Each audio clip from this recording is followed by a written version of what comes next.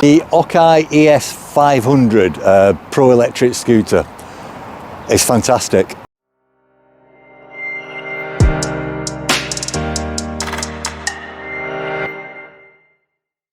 It's a professional scooter, and there's a few things about that I'll show you why it's professional. It probably costs twice as much as the other two scooters that I've got, but the benefits far outweigh the price. And I'm just going to quickly go through those with you before we do the setup, etc, etc. So those points, the main ones are the width and the length of the platform that you stand on. It makes it really easy and comfortable to ride on. You've got a suspension on the front wheel. It's not a fork as such, but it's suspension, so that as you're going over small obstacles, you're not rattling around like on a normal electric scooter. You've got 10-inch wheels, which again makes it more comfortable, and when you're going over small obstacles, your wheel's not going to get stuck and you're going to go flying. So that's a great thing about the 10-inch wheels. On top of those points, it's a very, very substantial scooter. It's robust, and obviously because of the size of the wheels, it's rugged as well. Although it's portable, it is still heavy, so just take that into account if you're considering purchasing. The safety aspect of it is you've got twin brakes, and I haven't got a scooter that's got twin brakes, so both your front and rear wheels actually brake. You'll see it in the video later when I'm going down a steep hill. It's a very, very safe scooter. Let's say you build it up from its carrying state and how you turn it on and what the functions are. So as you can see, this is it broken down, and it pretty much comes like this out of the box. Again, the other scooters I've had, there's been quite a bit of assembly to it, but not with this. The only thing you have to do is take a protective sheath off there, and there's a security bolt that goes into that as well, and that's pretty much it. So as I said, this is it in its portable mode. You've got the stand on the bottom, and if we just pop it down, you just pull that back, lift it, and then come a bit closer with the camera. You can see here that goes up, you push it as far as it'll go, and this is a safety catch. So you lift that up, push it, safety catch is down, and now it's not going anywhere. No matter what the terrain is you're going over, it's not going to shake loose, and this is going to stay in place. And the reverse is you lift that up, pull it forward, bring it down, and then just drop it down into place, clicks in, and that's it. Again, you're off. And once you've got it all ready to go, simply finger on the button, hold it on, it comes on. At the moment we're in miles per hour, we're in the lowest gear, and that's the battery indicator. If you press this button twice, you'll change to high gear, and if you press it 6 times in quick succession, you'll change from miles per hour to kilometers per hour. 1, 2, 3, 4, 5, 6, and now you're on kilometers per hour, and back again to miles per hour.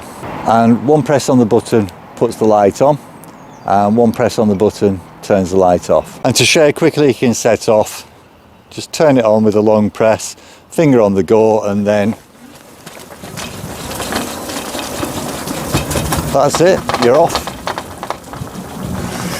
So just to stress how substantial the OKAI scooter is, this one is in the top 5 scooters of 2020 going into 2021. And it's a generic model. It's sold under different brand names, but it's basically the same one, just with some finite touches on it. Now you can see that it's welded there, whereas the OKAI is just one complete construction. There's no welding, nothing to go wrong. So with the footplate also, there's a huge difference. So on this model, you've got roughly 5.5 inches of width there. On this one, it's just under 8 inches wide. So again, a lot more stable to ride on. Also, when it's on the stand, this one easily fall over. This one a lot more rigid. You can also see with the displays, this one's a lot larger and easier to read. This one's quite a bit smaller. Also quite a big difference in the illumination at the front. Also the wheels on the OKAI more substantial, wider, and obviously taller, so 10 inch as opposed to 8 inch. Although both do have solid construction, so there's no danger of getting a flat or puncture. And as for the lights on the back and the brake lights, as you can see, there's a daytime light which is on anyway, but then when you use the brakes, that's for anybody travelling behind you, obviously, so that they can see that you're slowing down. Right, so nice and simple, come to it, long push onto there, and what we've got now is obviously we're going 0 miles per hour, we're in high, and we've got more or less a full battery. It's probably been about 4 miles so far. If you click it twice, it changes from high gear to low gear.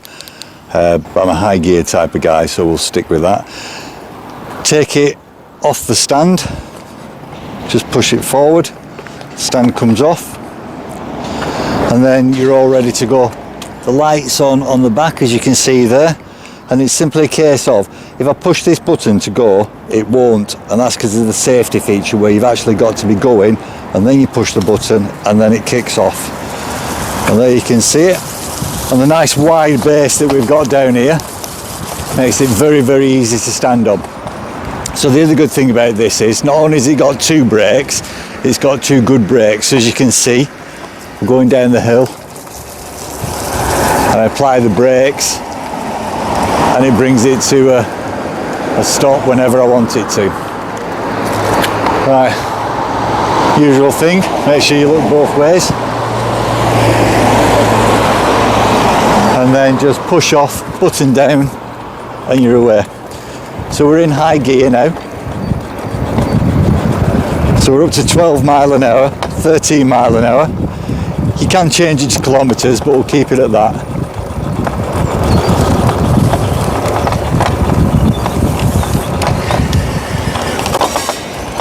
And we'll go over onto the canal.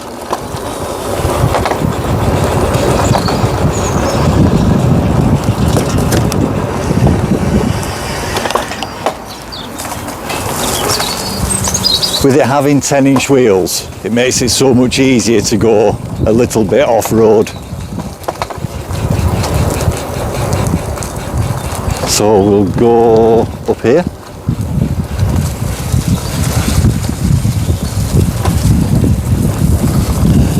I don't want to go too far down here because it's been raining a lot, so it's all going to be wet.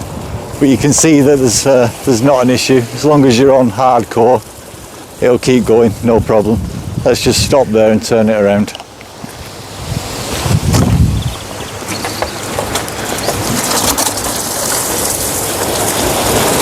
So yeah, you don't need to be on nice paved roads, you can go off-road.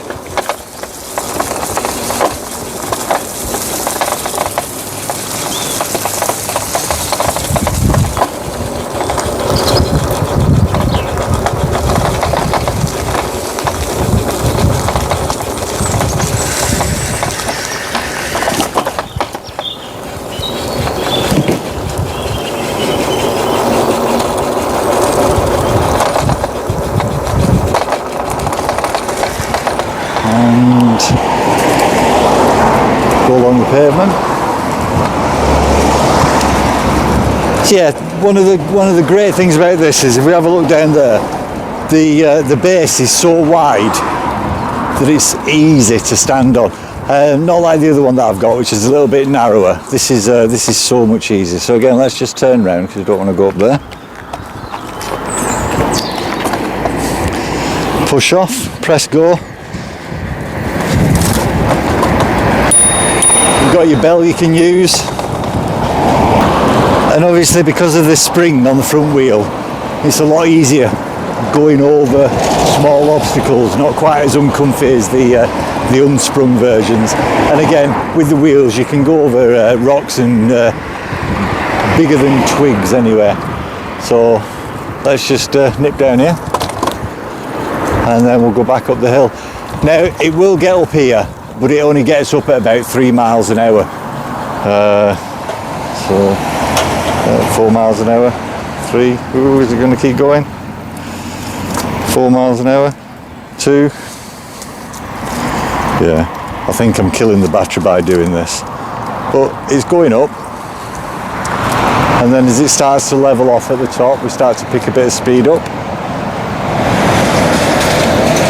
Now when you put it into low, it doesn't actually, it's not like it's geared on a normal engine. It doesn't make it easier to go up gradients. You may as well just stay in high if you like the speed. But you see I'm going through the leaves and over the twigs, and there's absolutely no problem whatsoever. And just go up here.